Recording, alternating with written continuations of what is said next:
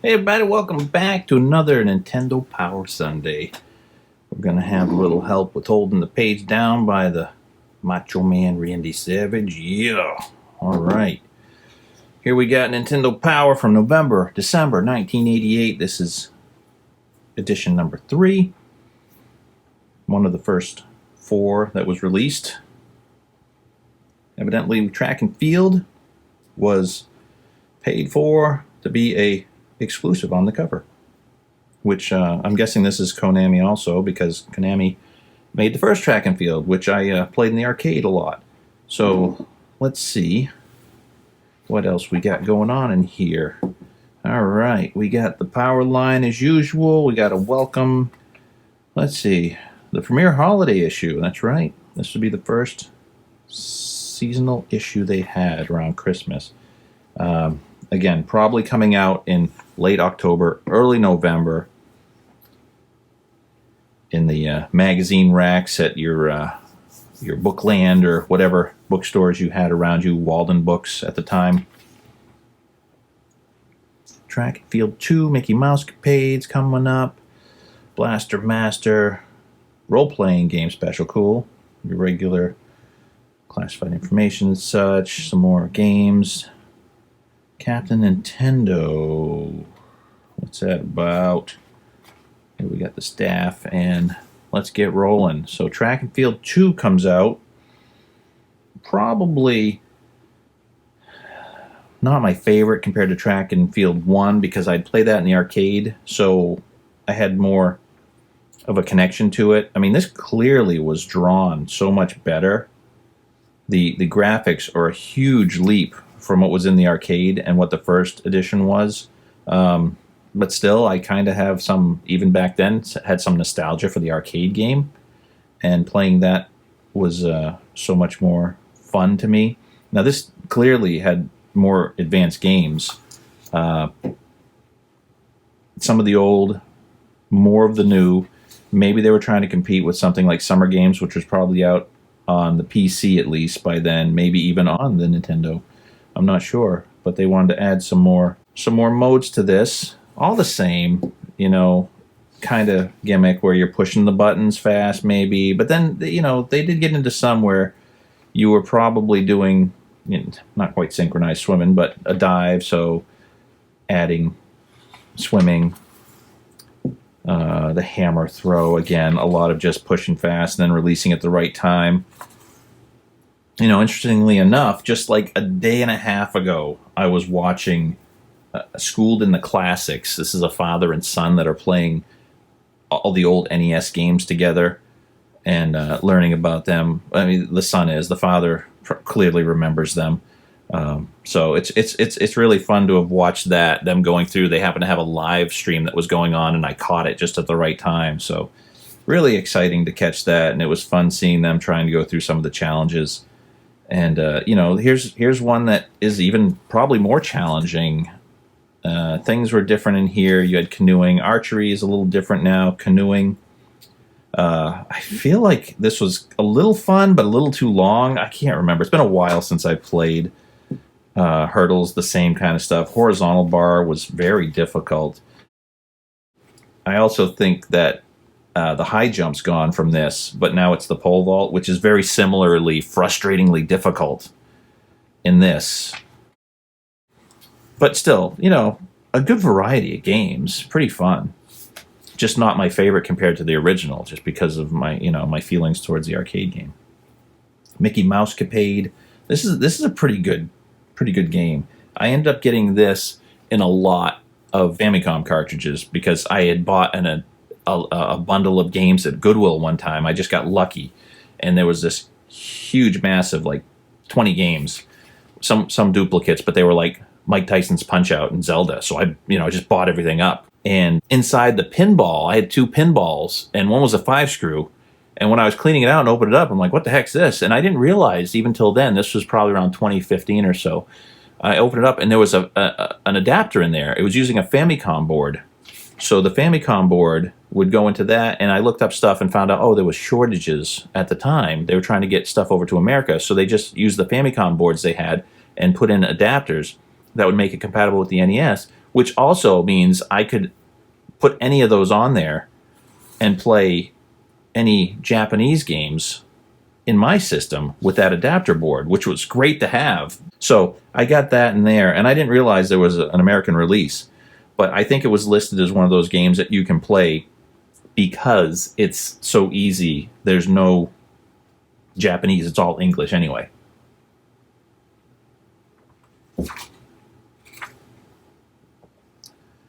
I'll let you look at Howard Nestor if you want to read that. It's, again, not my cup of tea. But if you like this and don't want to have a good laugh, pause and read through that. All right, Blaster Master, here we go. I was just talking about this, I think, in the last edition, because I got a comment from Retro Gaming Addict, and he had mentioned that I should give this a chance, because I had said I played it a few times and never got into it. So I did. I gave it a chance, and I kind of was stuck on the first stage for a little while longer because I didn't explore properly. I knew I had to kill this thing. So this is the guy telling you that you got to kill that. But you see this water area? I went down in here. I totally missed this one. I just kept jumping across this. I didn't go down to this little ledge over here. And if you're standing on that, you can't see the water. So I didn't jump down foolishly. And there's another area, and I think that's where the power-up is. So I got to get down in there. So I've only put in another hour into it. But now seeing this, this is actually a good guide to help, figure out that, oh, I'm missing a whole area. So hopefully there's power-ups or something down there that's going to help me, because I keep shooting that guy and I can't get rid of him. But I've read that, through the manual, that there's ways to get more power-ups for your systems, and I just couldn't find a power-up for my car, whatever they call the car in here. So, again, handy to have, especially back before the internet. Lots of little maps and stuff that you could see. I probably won't use these, and I'm just looking at them now. I'm not going to remember them. But if someone did get stuck, well, again, if I got stuck and I need a map, once you're in this area, these areas are not difficult. I mean, there's only so far you can go. But the overworld, there's little nooks, obviously, that you might not notice. Good to have. All right, I think right here, I noticed there's a little tear thing in there, so I think I've lost the fold-out poster, which I'll have to look up, and if I find it, I'll place it right here so you can see what was in there. Usually when you have something like this, it's maybe a poster of the same thing, but sometimes it's a different game, so we'll have to see what's on there. And I don't know if there's more. Also, sometimes some of the strategy goes onto that, so hopefully I'm not losing some of the strategy part of that, and we'll see. We'll see. Role-playing games. Not big in America yet still, unless you're a PC player. Is this the first Ultima? I know there's 3 Ultimas, so it's probably the first or the second Ultima. Yeah, Exodus is the first, so I'm guessing this is the original one that came out. And very polarizing games, because people weren't used to playing computer kind of games on consoles at all, and they had to be adapted really well for someone to enjoy them, because they were designed with keyboards and a mouse and stuff like that in mind. So if it wasn't converted properly for a controller, it would make the game very awkward to play. So I've seen people talk about these games. Some hate them, some love them. It's no surprise. It's just got to be whether it's your thing or not. Legacy of Wizard, this is something that's in my wish list, I guess. I have an app that tracks games, and you can track things that you'd like. Legacy of Wizard is one of those that I was hoping to get someday. I don't know much about it. I just heard pleasant reviews from most people. I know a few people didn't like it. That's going to happen, but it seems like a game that I would enjoy. Counselor's Corner. Did they show the counselors in the last one? I don't remember. I wonder if agent number 101 is based on when they became an agent. So that would be pretty interesting. Metal Gear, I don't like the stealth parts of games too much, They're okay in little bits, but when it gets too much, I gotta hide. I get it. It takes up too much time. It's weird. Rambo, again, I've heard it's kind of like Zelda 2, so not a fan of it without ever playing it. I like the Rambo style, like Akari Warrior style one that's on the Master System better. Double Dragon, How to Defeat Willy. Gauntlet stuff. Oh, look, Agent 15. He was in there early, I'm guessing. I wonder if these guys still do anything. I wonder if they, have any presence on YouTube or the internet anymore.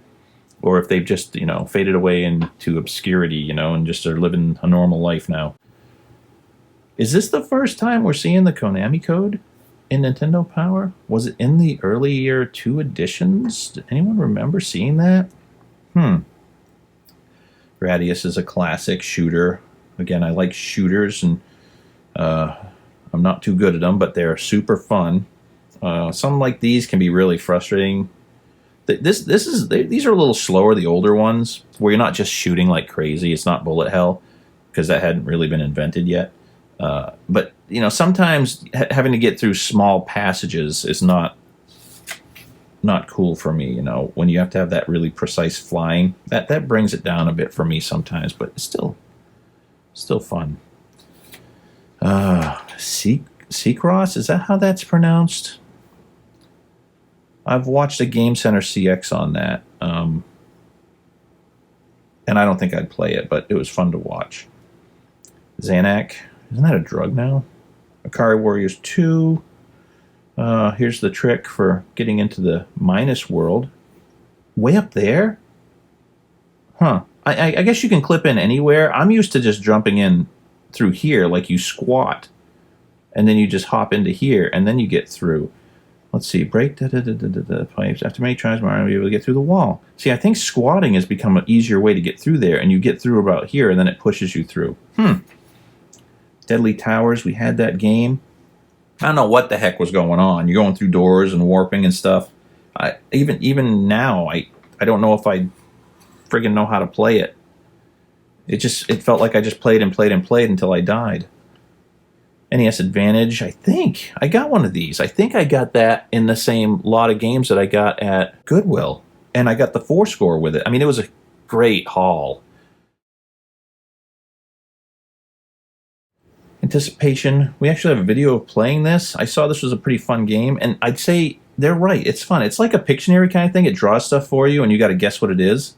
So it's pretty fun, except we played 4 players, and it really dragged out towards the end. Just the way it's designed, it takes too much time in the end, and it gets kind of sluggish. If they would have changed the mode somehow, maybe, I don't know, maybe allowed someone to potentially warp up higher or something. You kind of go up these levels on the game board, and then you've got categories, and then you got to answer things in the categories. And sometimes they give you, I think it gives you a clue first, and if you know the clue, you almost can ring in and get it right away. But it was cool, and there wasn't a lot of repeats. I mean, we played it once for a while, and maybe I'll try it as a solo sometime just to see. But I kind of enjoyed it. It's definitely a family game or something like that. Blades of Steel. This was the huge hockey game that came out for the NES. This had to come out after Ice Hockey, which was pretty fun. So this was just a different version of ice hockey that was a little more realistic, and maybe you had fighting in this one. Also, I always felt like these look like, if anyone remembers the ice hockey, with the handles and the spinners in the big dome, bubble dome at the arcade. These characters always reminded me of the look of those characters that you'd spin and swivel. So, but this was really fun. My friend Scott back then used to play hockey, and I'm pretty sure we rented this game. I can't remember if we ended up getting it or if we rented it, but he would come over. After I moved, we lived not next door, but we lived pretty close when I was younger, and then we had moved away. I moved onto a street behind a mall, which was great because the mall had an arcade and everything in there, so I could just walk over there. But when I moved away, he'd either get dropped off or pedal his butt over to my house, which was a long ways, and then he'd, maybe get a few bucks from his mom, and we'd go rent a game or something and just play all day, watch Price is Right, then play some games, and go outside, shoot hoops, play some more games. Cobra Command. This looks essentially like a Choplifter game. Is it some sort of sequel? Let's see. Yeah, it's Choplifter, but it looks like it might be just a slightly bit more advanced, going down. It's not just flying straight across all the time. It's a fine game, but it's not something I'm going to spend $35-40 on back then. Racket Attack. I mean, the regular Nintendo tennis was okay. This definitely looked better. A little more of a TV presentation kind of thing where the camera panned around a little bit, but made it awkward to hit. Some people love it. Some people hate it. I mean, tennis in the early days was tennis, Recently, I've picked up Virtua Tennis for the PC, the original, and that is just a masterpiece. I mean, that changed the way tennis games are played. And it's hard to go back to these. I have some curiosity on them sometimes, so maybe if I found this for like $3 somewhere, I'd pick it up. But it's hard to go back to older tennis games.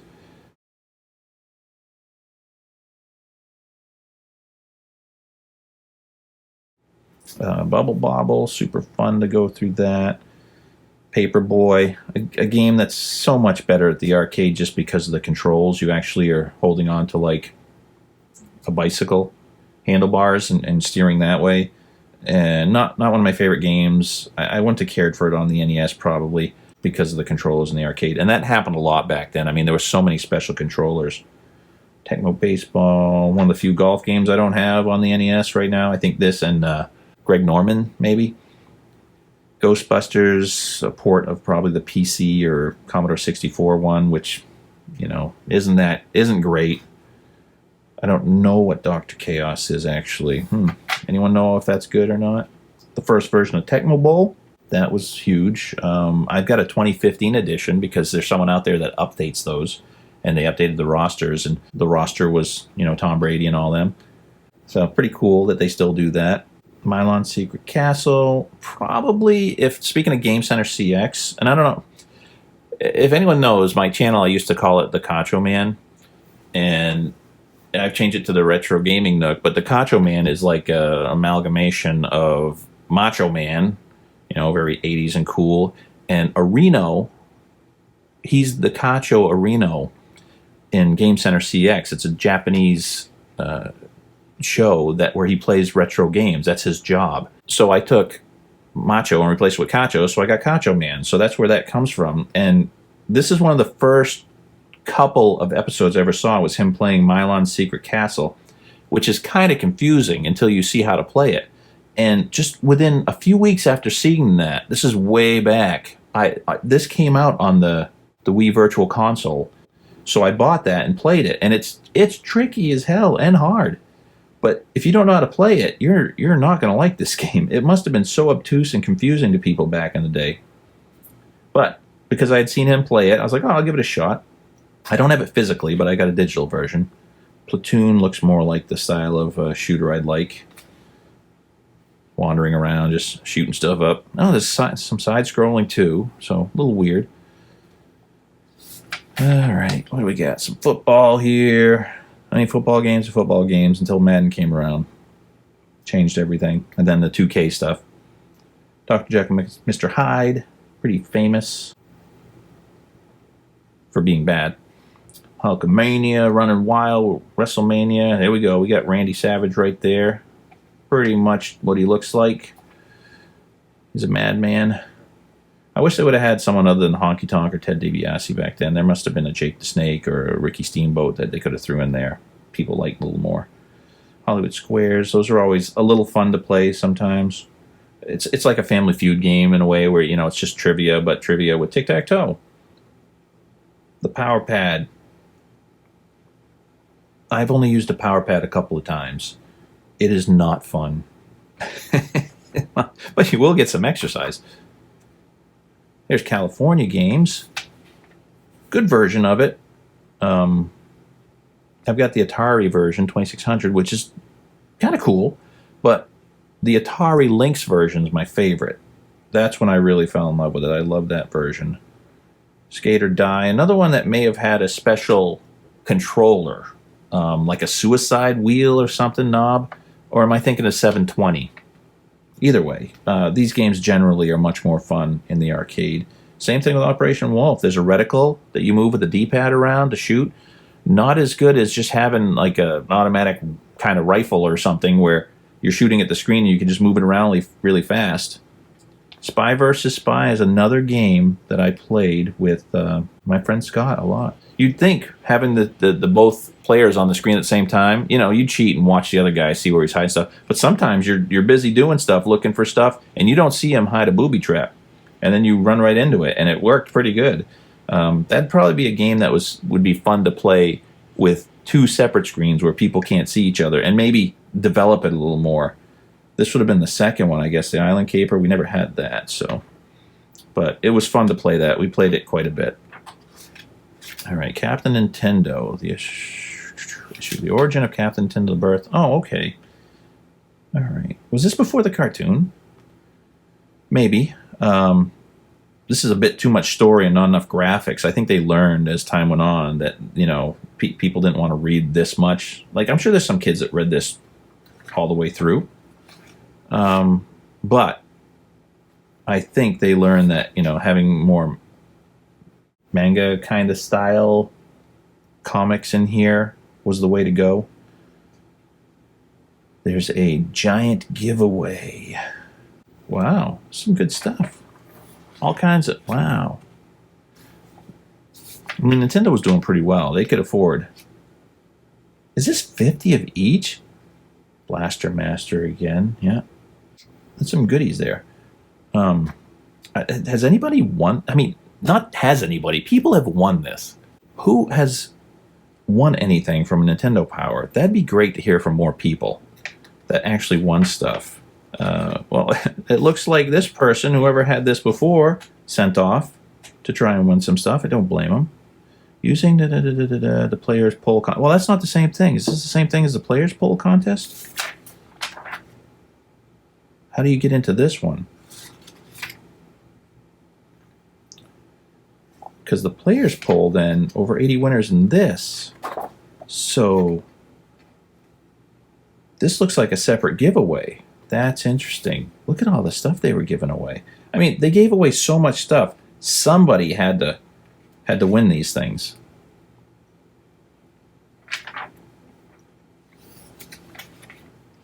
This looks like nothing but a advertisement for an amusement park. And players forum, some questions. Who of the following do you admire most? Jay Leno, Gleelock, Howard Phillip. Why Jay Leno? Fill it out, get a score. Interesting. Okay, that's why he's in the celebrity profile. This would be before he took over the Tonight Show fully, I'd imagine, because I don't think Johnny retired till 92, 93. I don't know. It's a long time ago. Oh, yeah.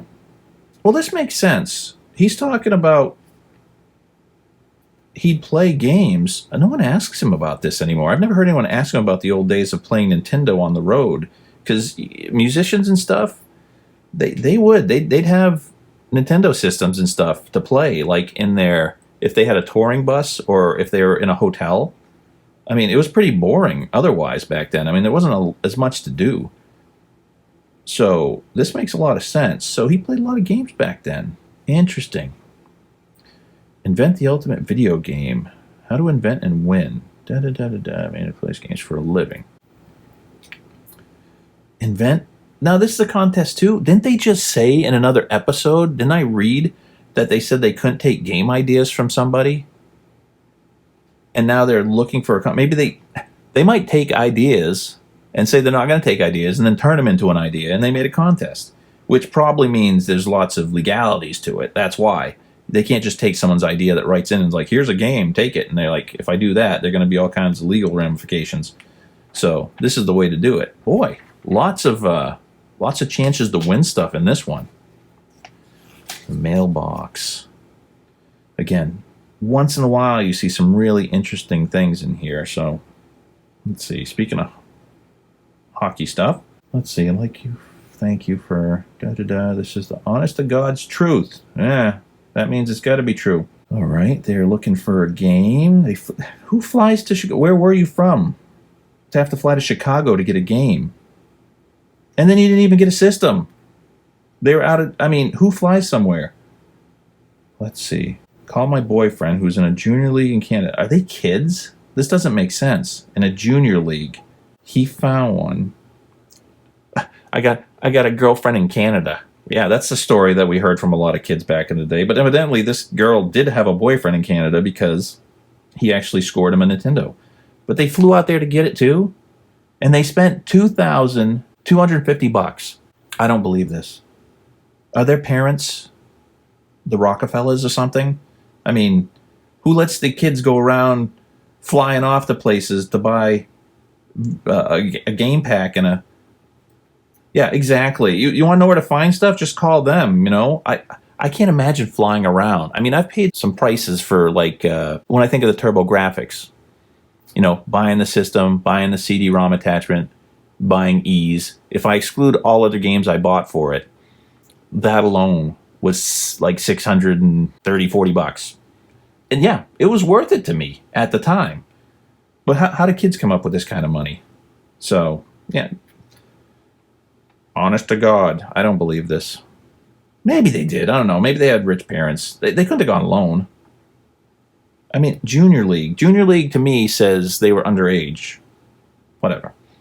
But, again, sometimes there's interesting stuff in it. If that's a true story, hey, you tell me now if you did this. If you're those people. You come back and tell me all these years later that that's true.